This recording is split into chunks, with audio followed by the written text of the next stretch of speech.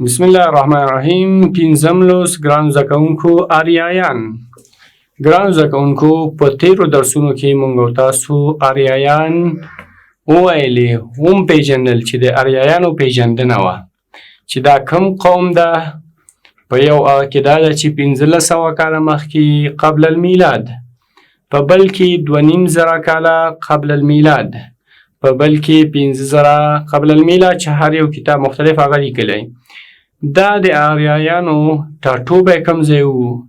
دا د افغانستان دغه اوسنی نوم مخکې آریانا و چې آریایان پکې اوسېدل.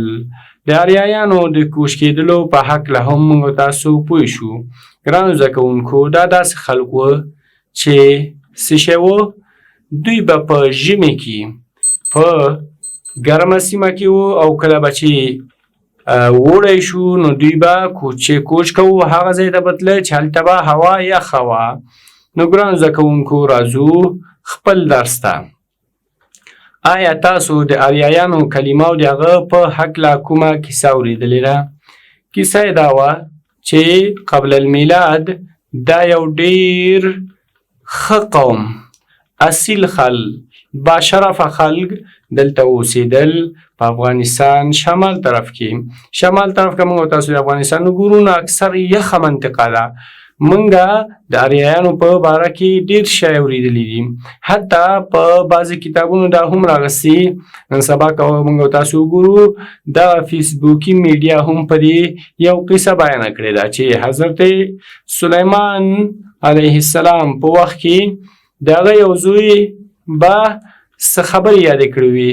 د سلیمان علیه السلام په باره کې ګرانو زده کوونکو تاسو پوهېږئ چې یو روایت داسې ده چې په کابل ته به راتلو، کله به چې هوا ګرمه شوه په نوره ځای کې نو په سپرلي کې به کابل ته حضرت سلیمان علیه السلام هر څه تابع و، پیری و که انسان و، هوا وه که اوبه و، مرغانو که هر څه و.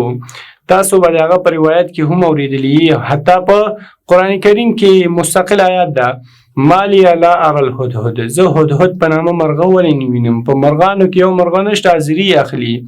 نو سلیمان علیه السلام ته الله پاک ډېر زیات قوي سلطنت ورکړی و، نو هغه به هم په دې وخت کې کابل ته راتلو. نو ګران زده کوونکو یو زوی یې وی یو ژبه کوله. کومه ژبه؟ وایي چې کله دا پوښتنه کوي چې دا کومه ژبه ده نو خلک ورته وایي چې دا پښتو ژبه ده، په پښتو باندې خبرې کوي. چې دا درس کې هم موږ تاسو وایي چې دا اصیلانو او باشرفه قوم او پښتو ژبه باندې غږېدل. نو د سلیمان علیه السلام یو زوی دا ژبه یاده کړې وه. نو ګران زده کوونکو اوس آیا تاسو فکر کولی شئ چې لرغوني آریایان زموږ لوی نیکونه ول؟ که موږ تاسو خپل اجدادو ته فکر وکړو نو زموږ اجداد او لوی نیکونه څوک ول؟ آریایان وو. دریم آریایان لومړي ځل چیرته اوسېدل او څه ډول ژوند یې درلود؟ نو راځو ګران زده کوونکو د دې سوالونو نه وروسته خپل درس ته. له میلاد څخه په زرګونو کلونه مخکې د اوسني افغانستان په شمال کې آریایي قوم اوسېدل. دا هغه اقوام دي چې اولني او اساسي اقوام چې اوسېدل په نړۍ کې د هغوی څخه یو دا د آریایانو قوم و. دوی خپل لرغوني ټاټوبی ته آریانا ویجه ویلې. ویجه په معنا دی چې هغه ځای کې چې موږ تاسو اوسېدنه کوو. نو دوی چې په کوم ځای کې اوسېدل دې ته کوم نوم ایښی و؟ آریانا نوم ایښی و. چې اصیلان او شریفو خلکو د اوسېدلو ځای معنا لري. آریانا څه معنا ده؟ خپله موږ تاسو که فکر وکړو موږ ته سوال پیدا کېږي افغانستان هغه اقوام چې په دې کې اوسېږي افغان ستان یعنی افغان قوم چې په دې کې اوسېږي، یا آریانا هغه باشرفه او اصیل قوم د اوسېدلو ځای ته وایي. که تاسو نه ګران زده کوونکو څوک پوښتنه کوي چې ستاسو د افغانستان مخکینی نوم آریانا و، آریانا څه معنا ده؟ تاسو به وایي چې د اصیلانو او د شریفو خلکو د اوسېدلو ځای ته څه وایي؟ آریانا وایي. آریانا تعریف چې شی ده د افغانستان نوم خو مو اوس موږ او تاسو چې ورته وایو چې افغانستان یعنې هغه افغانان چې په دې کې اوسېږي او اوسېدل کوي. اوس وایو چې آریانا یعنې د باشرفو او د اصیلو خلکو د اوسېدلو ځای معنا لري. آریایان په لومړي سر کې په یو ژبه چې آریک نومېده غږېدل او دا د پښتو ژبې اصلي مور ګڼل کېږي یا مور ګڼل شوې ده.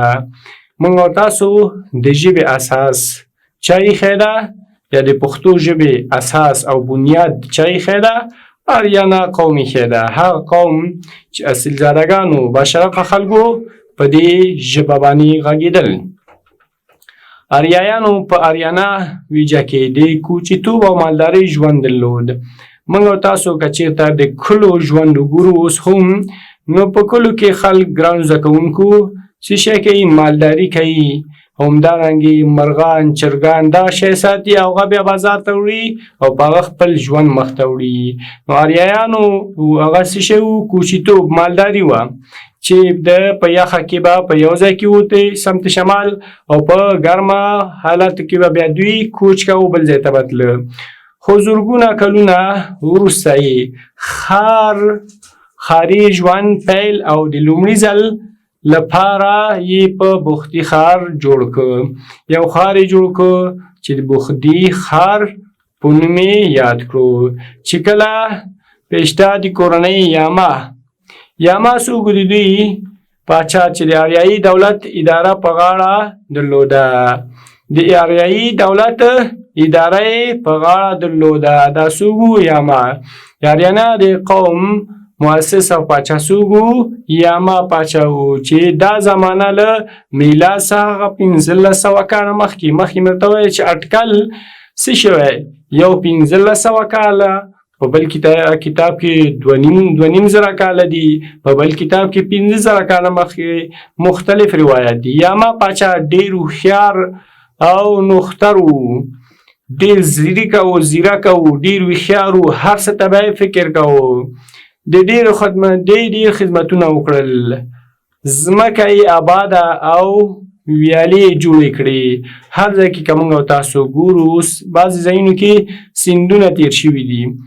سیند څخه خلک استفاده نه کوي. کله چې دا سیند څخه ته کلي ته ویاله راوړې نو د ویالې څخه خلک استفاده کوي، شینوالی زیاتېږي. هر ځای کې خلک خپل په اندازه کرنه زیاتوي. د خپلې ټولنې د ښه سمون لپاره یې اداره جوړه کړه، خاصه اداره یې جوړه کړه چې باید خپله سیمه څنګه پام ورته وکړي. دوی د لوی او وړې جرګې درلودې. دوی څه درلودې؟ وړې او لوی جرګې درلودې چې هرې جرګې به کومه فیصله وکړه د هغه خلاف به چا نشو کولی، چې هر ډول پرېکړه به یې کوله، حتی مشر به یې هم له دې ټاکنې څخه څه نشو کولی، سر به یې نشو کولی. یعنې دا هغه به یې منله، لازمي به یې منله او حتی نافرماني به یې نه کوه. له زرګونو کلونو څخه وروسته آریایان د زیاتوالي له امله د افغانستان نورو سیمو ته وکوچېدل. که موږ تاسو وګورو چې هغه سمت شمال کې پراته و، نه، هر سیمې ته وکوچېدل چې زموږ د هېواد په مرکزي، ختیځو او لویدیځو برخو کې خپاره او میشته شول. که موږ تاسو لویدیځ او ختیځ ته ګورو نو دوی کې هم دا پښتانه هغه اساس د زموږ او ستاسو د نیکونو څخه ده چې هغه آریایان وو. خو دغو ستونزو ته بیا هم دوی افغانستان څخه نورو سیمو ته وکوچېدل. که موږ تاسو وګورو نو د دې څخه علاوه چې نورو ځایونو کې ګورو، زه خپل همسایهګانو کې هغه ته ګورو نو دلته هم دغه آریایان کوچېدلي دي او اساس یې هم زموږ د لوی نیکونه دي چې لویدیځ خوا ایران او ختیځ خوا د هند تر ځنګلو پورې ورسېدل. که آریایان موږ تاسو وګورو نو لویدیځ خوا ته ایران او ختیځ خوا ته د هند تر ځنګلو پورې دا زموږ هغه لوی نیکونه، زموږ هغه اساس وخوځېدل. له خپل ځان سره یې وړې تمدني خپورې او ښې ودې وکړې. که موږ او تاسو ګورو چې دغه افغانان هر ځای کې دي، هر ځای کې اوسېږي، نو اساس او بنیاد یې زموږ او تاسو لوی نیکونه چې تمدن او همدارنګې خپوروالی او همدارنګې د دغه ملت لویدل د دوی اساس ده. نو ګران زده کوونکو دا زموږ او تاسو درس چې په دې کې بعضې لغات لرو. ټاټوبی څه معنا؟ د اوسېدو ځای، کوم ځای کې چې موږ تاسو اوسېږو دا زما ټاټوبی ده. کوم ځای کې یو سړی پیدا شي هغه په معنا د څه شي ده؟ د اوسېدو یا د ټاټوبي ځای باندې.